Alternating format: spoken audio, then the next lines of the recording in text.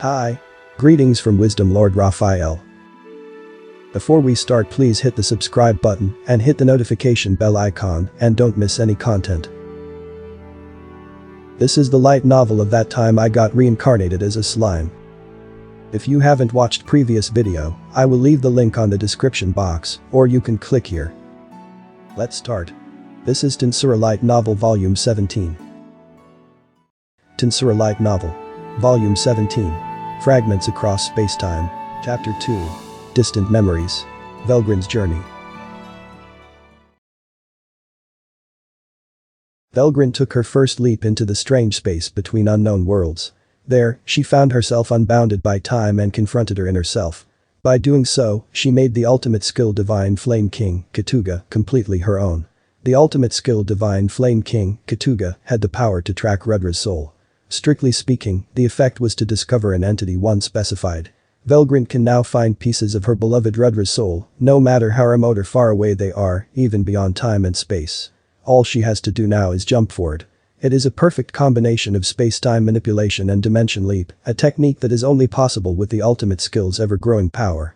However, it was impossible to jump to a specific time and place because the target coordinates could not be determined. In other words, the space-time leap is only possible when there is a destination. However, this does not apply if the time and space are the same. Even instantaneous movement was possible because it could travel over any distance without regard to time. That is why Velgrynd relied on her own authority to pursue Rudra. First, she found herself on a starry continent where civilization was still in its infancy. A barbarian chief with bronze skin. The young, blonde-haired youth was the one who had a fragment of Rudra's soul in him. The young men were hunters and had eventually settled in the Great River Valley. Velgrynd helped them without her own weight. She brought rain and conquered the great rivers and made the land fertile. It was around this time that she began to move away from hunting and pursued agriculture. Their food situation improved greatly and the number of mouths they could feed increased. Soon the village one that was feared by the surrounding villages. It makes sense for the rich to be targeted. So Velgrynd prepared her next move. She gave them a high-temperature furnace hot enough to withstand the melting point of iron, which could be called out of place in that era. This allowed the people to skip bronze ware from stone tools and take possession of iron tools instead.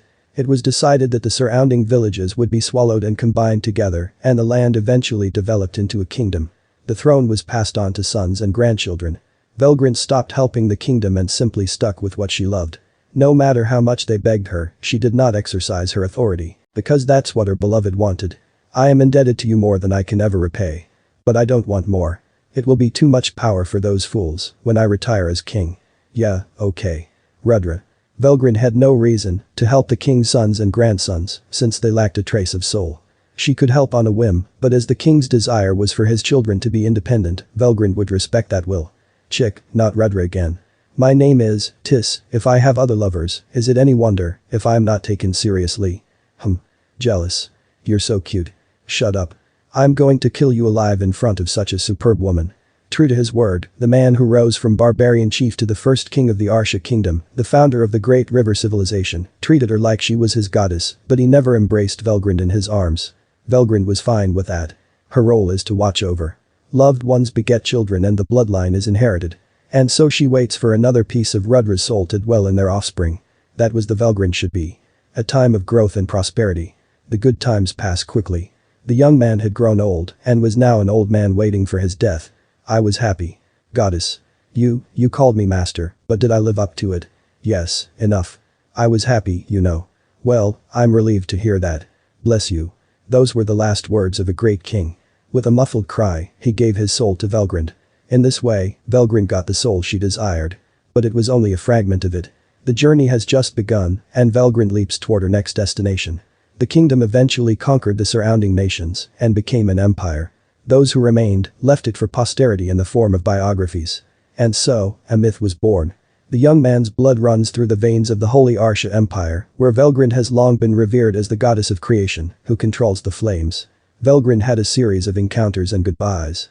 Through it all, Velgrynd came to understand that there is no single world that Veldanava has created. He created many worlds. There was one world, and there were no parallel worlds. But there were other worlds. There were otherworlders, so she was aware of that fact, but Velgrynd had never imagined that there were so many different worlds. They were governed by completely different laws, and there was no causality. It was a material world within a great spiritual world of many different civilizations. From the familiar world where swords and magic are the norm to the world where magic is non-existent and cannot be used. There was also a rare world where scientific civilization had developed and humankind had become mechanized. There were weak worlds that could be blown away by a true dragon if it unleashed all of its strength, and there were desolate worlds where angels and demons comparable to awakened demon lords were in constant conflict. Velgrynd had traveled through all those worlds. But all of it was not of her own intention, but by what she was guided to. There were different levels of civilization, and Velgrynd had no way of guessing which dimension or timeline she was in. Also, because parallel universes do not overlap, it is impossible for the same entity to overlap on the same timeline. In other words, just because you went there once does not mean you can go to the same place. If the Velgrynd exists in the same dimension at the same time, the exact space-time coordinates can be recognized. However, as there is already a Velgrynd at that time, space-time leap cannot be used to jump there, even with the ultimate skill Divine Flame King, Katuga. So Velgrynd remembered all worlds, all of Rudra. The fleet commander of the interstellar world. The minister of a small country in the world of swords and magic. The rare scammer in the world without magic. The poor scientist in the civilized world. Velgrynd is often called upon at moments of crisis when one who possesses a fragment of Rudra's soul is in danger. It is only when he is on the verge of death that his soul shines forth. Some people died as children because they couldn't get help in time. It was a very sad event, but Velgrynd is convinced that it was fate. And there was no need to mourn, because then the soul shards would gather quickly. But she didn't take it upon herself to hasten the time. It was the Velgrynd's pleasure to watch over Rudras of various personalities. She realized early on that bloodlines were meaningless. Even physical characteristics meant nothing, some had dark hair, some had red hair. But all of them were Rudra to Velgrynd. And it would continue to be that way for many stars.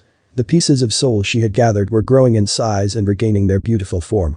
Just by intuition, Velgrynd was convinced that there were only a few pieces of soul left. The next one or one after that would be the last. And so, she did as she was called and jumped into the world. It was called the Empire. In the Emperor's room, Velgrynd appears from time and space. She is dressed in a silk robe. It's a deep blue color that suits her very well. Velgrynd was noticed by the old Emperor, the owner of the room. "Who are you?" The Emperor, frail with age and infirmity, is lying in his large, luxurious bed. A suspicious woman had suddenly appeared in the room, so it would only be natural to be surprised. The Emperor's courage was considerable as he only spoke out. Velgrynd didn't care. "Oh. You're an old man this time. It's been a long time ago. You remind me of the barbarian king by the looks of it." To Velgrynd, old age is irrelevant. It's just a form of the human condition. So she reached out and brought her hand affectionately to the old man's cheek and whispered to him. "Velgrynd. That's my name. And you are? Have you no fear of me? And are you a god or goddess of power?" Suddenly, a sword slashed at Velgrynd's throat, but it was interrupted by a white fish-like finger which held out without looking back. The sword strike of brutality that slashes the evil spirit was received without even a drop of blood flowing. Of course, it was not done by the Emperor, but by one who stood by as a guardian. His name was Araki Jensei. He is the guardian and sword-bearer of the kingdom who wards off evil spirits. He is the greatest swordsman of the present generation and is the current head of the Oboro Shinmei style. Although he was only in his early 30s, he was appointed as the guardian of the Emperor because of his strength. Not even Jensei's sword could hurt Velgrynd. That was only natural, but from Jensei's point of view, it was an anomaly that was beyond comprehension. Who would have thought that my sword would fail me? You are in charge of protecting His Majesty. Got it. The one called Minamoto by Jensei was a young man, still in his early 20s. Minamoto Sanru, like Jensei, had completely disappeared and was on the Emperor's guard. Even among Jensei's disciples, he was the third most skilled master. "Oh, you don't have to be so careful. I know you guys must be great, but it's just cute from my point of view. Let me tell you. I may not be able to match you, but I can at least buy some time." "That's true. It would be hard to tell me to trust you." "Well, okay, but I hope you won't take that person out." Velgrynd shrugged her shoulders. Even if she wasn't trusted, the burden on the Emperor was unacceptable. Velgrynd saw that the Emperor's life was running out. It would be a shame to put out its last fires for her own sake.